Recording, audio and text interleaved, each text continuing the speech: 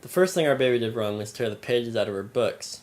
We made a rule then that each time she tore a page out of a book, she had to stay alone in her room for 4 hours behind the closed door.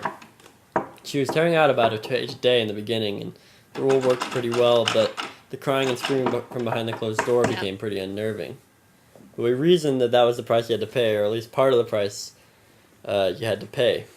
But then as her grip improved, she got to tearing out 2 or 3 pages at a time, which meant 8 hours alone in her room behind the closed door, which just doubled the annoyance for everybody. But she wouldn't quit doing it, and then as time went on, she began getting days when she would tear 4 pages out, which put her in her room for as much as 16 hours at a stretch, interfering with normal feeding and worrying my wife. But I felt that if you made a rule, you had to stick to it, had to be consistent, otherwise they get the wrong idea. She was about 14 months old, or 15 months old at that point, and often, of course, she'd go to sleep after an hour or so of yelling, and that was a mercy. Her room was really nice, with a nice wooden rocking horse and practically 100 dolls and stuffed animals. Lots of things to do in that room if you used your time wisely. Puzzles and things. Unfortunately, sometimes we opened the door and we'd find that she'd tore more pages out of her books while she was inside, and these pages had to be added to the total in fairness. The baby's name was Born Dancin'. We gave the baby some of our wine, red, whites, and blue, and spoke seriously to her, but it didn't do any good. I must say she got real clever.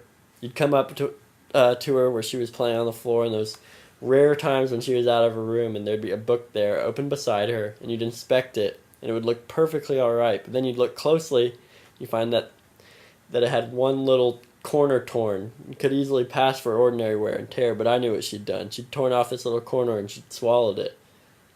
So I had to count in, and it did.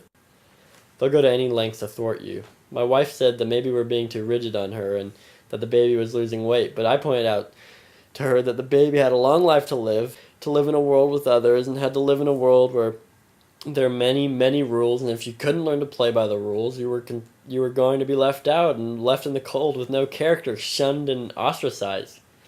The longest we ever kept her in her room consecutive was 88 hours, and that ended when my wife took the door off its hinges with a crowbar, even though the baby still owed us 12 hours because she was working off 25 pages.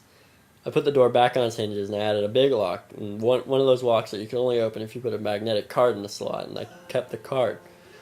But things didn't improve. The baby would come out of her room like a bat out of hell and rush to the nearest book, like Goodnight Moon or whatever, and begin tearing pages out of it hand over fist.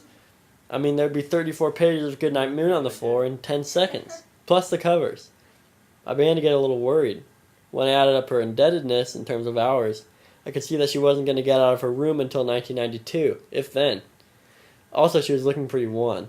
She hadn't been to the park in weeks. We had more or less of an ethical crisis on our hands. And I ended up solving it by declaring that it's all right to tear pages out of books, and moreover, that it was all right to have torn pages out of books in the past. And that's one of the satisfying things about being a parent. You've got a lot of moves, and each one is as good as gold. The baby and I sit happily on the floor side by side, tearing pages out of books, and sometimes, just for fun, we go out on the street and smash our windshield together.